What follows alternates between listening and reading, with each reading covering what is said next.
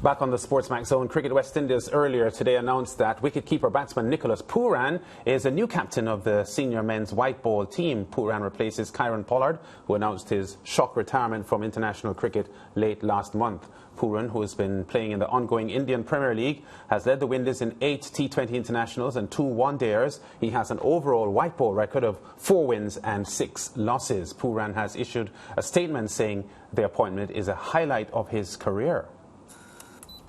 He says, "I'm truly honoured to be appointed captain of the West Indies team. I'm following the footsteps of several giants of the game who have created an amazing legacy for the West Indies cricket. This is indeed a prestigious role, a pivotal position in the West Indian society, as cricket is the force that brings all West Indians together. To be named captain is indeed the highlight of my career so far, and I want to drive the team forward to accomplish great things on the field for fans and loyal supporters." President of Cricket West Indies, Ricky Skerritt, has also commented on Puran's appointment, saying Nicholas Pooran is a specially gifted cricketer and the right person to take over the white ball captaincy. We are confident that he will continue to climb the leadership learning curve speedily and successfully. I appeal to all West Indies cricket stakeholders to give Nicholas the support and encouragement that he deserves. Joining us now is international cricket commentator Fazeer Mohammed to share his views on this appointment announced earlier today by Cricket West Indies. Can't say, Faz, that we are surprised. After all, he had been vice-captain in white ball cricket to Kieran Pollard, so it just seemed a natural elevation. Indeed it does, Lance, and therefore that's why there's really no real issue with his appointment, his full-time appointment now as white ball captain. I suppose the only consideration would be, and this is pure speculation here, whether there might have been some consideration for asking Jason Holder to lead the team in the 50-over variety game, because that requires a bit more effort, a bit more concentration, a bit more focus, the longer format of the game compared to the T20, to which Nicholas Pooran seems such a natural. But of course, he's got a very good batting average as well in one-day international cricket. But if there were to be that option, and I'm not sure there was, because clearly Jason Holder didn't appear too pleased with the manner in which he was replaced as captain in those different formats. If there were that option, I would have looked in the way of a Jason Holder being asked to lead the one-day team and Nicholas Pooran to lead the T20 squad. But you could understand Cricket West Indies philosophy to have one white ball captain, and in that case, Puran was the obvious choice. Yeah, got a message from the veteran Reds Pereira a couple of hours ago, Fazeer, who feels that this is too much too soon for Puran, and that Holder and Pollard had far more cricketing experience when they were given these jobs. He's suggesting that it would have been better for Puran to be given the captaincy of the T20 team, but be vice-captain to share hope for the ODIs, so that it would be a shared responsibility while he grew into the position. And I suppose there's some merit in that consideration, because you really don't want to burden a relatively young player at this stage of his career. But again, I mentioned Jason Holder. Remember, he was thrown in the deep end as West Indies captain at the age of 23. He had barely established himself as a West Indies cricketer, and it was a very tough period for him in all 3 formats of the game. Puran has been around for a long time. He put his name up in lights in the first season of the CPL when he tore apart Sunil Narayan playing for the Guyana Amazon Warriors. He got that 100 for the West Indies under 19s in Dubai. He was sidelined for a couple of years by that serious ankle injury following a vehicular accident here in his native Trinidad. But it's quite obvious that his game is tailor-made to the shorter formats, more to the T20s than to the 50-over variety. And as we said, he seems comfortable in that role as captain. Whether it's going to take a toll on him, I think that's where Reds is leading towards. Whether it will take a toll on him, given the fact that the West Indies tend to lose more than they win. And we're talking about the white ball formats and certainly the test format as well, for which he's not in consideration. That might be a viable discussion there. But again, as I said, if it was my option, I would go to Jason Holder. But as Reds mentioned, I think Shea Hope is a viable consideration, because he was the white ball, the 50-over vice captain and clearly an understudy to Kieran Pollard in that area as well. So that seems a legitimate argument from where I look at it. Yeah, Faz, and just to follow up on something that you just said, you know, many a times a leadership role can affect a person or a player in two different ways. One, it can boost them, you know, where they want to lead the team by example, or two, affect their performances because, as you were making the point before, you know, they're under so much pressure that it starts to affect even their individual performance. Based on what we've seen from Nicholas Pooran so far, which effect are we to expect?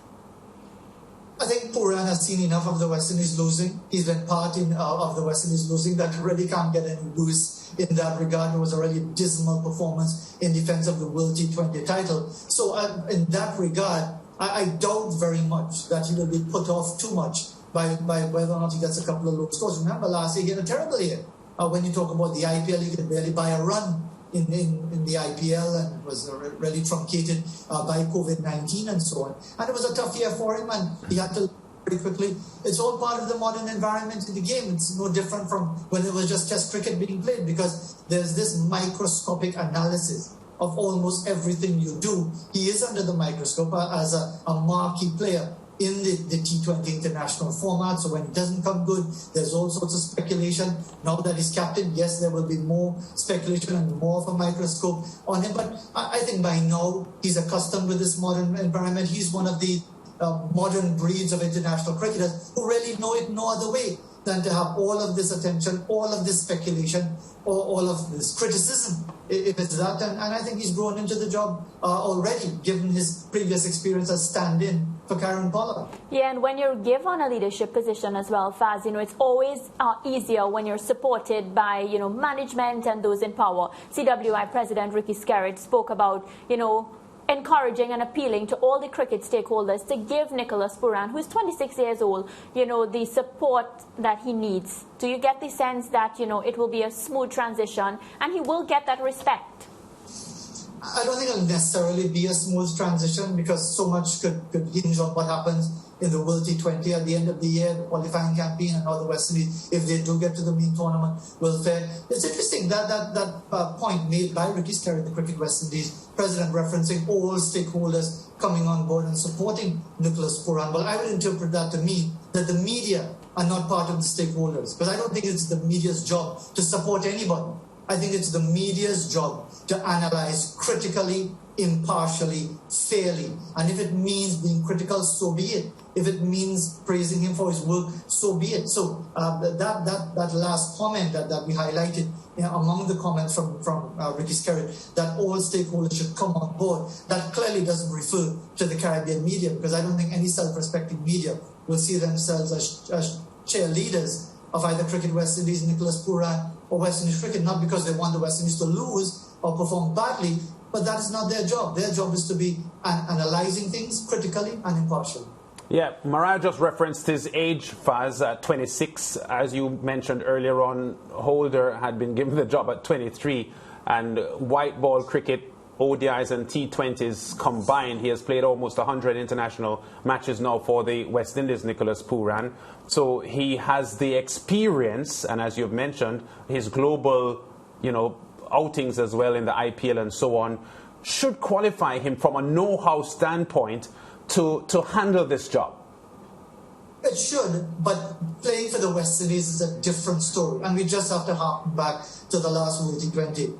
Kieron Pollard, global superstar. Dwayne Bravo, global superstar. Chris Gayle, global superstar. Andre Russell, global superstar. All catastrophic failures in that tournament, yet it didn't impact at all on their image in the game, except for Chris Gayle, because he's probably seem to be past it now. But there again, you have the classic situation in the modern environment, where players are heralded to the high heavens all around the world in the different franchise formats, yet sometimes when they come together under the ban of the West Indies, they struggle desperately. And that is going to be the challenge for Nicholas Pooran. Is he going to be able to transfer whatever success he enjoys in the franchise format, or whatever success other players, Shimon Hetmyer, so many of the other rising stars that they're enjoying in an IPL or elsewhere, and to get them to want to play for the West Indies, to want to play for the West Indies and succeed because it matters. He said all the right things, and again, you get all these lovely statements and so on from Nicholas Pooran himself. Maybe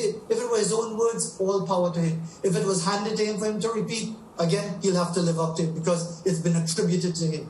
The point is that it's all well and good to say how much it means for you to play for the West Indies. West Indies fans want to see it on the field. They don't want to hear how well you've done with whoever franchise, wherever. They want to see you do it for the West Indies, and not just him, but he's got to bring that with all the other players who would or would not be available to persuade them to play for the West Indies. Okay, thanks, Baz. Great having your take on this. Of course, his first assignment will be this Dutch trip. They play the Netherlands in 3 ODIs at month end, and we look closely to see how Nicholas Pooran handles this job. Thanks, Baz, the former Liverpool supporter. Former, I emphasize former. Notwithstanding what happened today, still former. I know. We go to break. Still a lot more to come on the SportsMax Zone, including an NBA recap of what happened last night and some big rugby news coming from the Jamaica Crocs.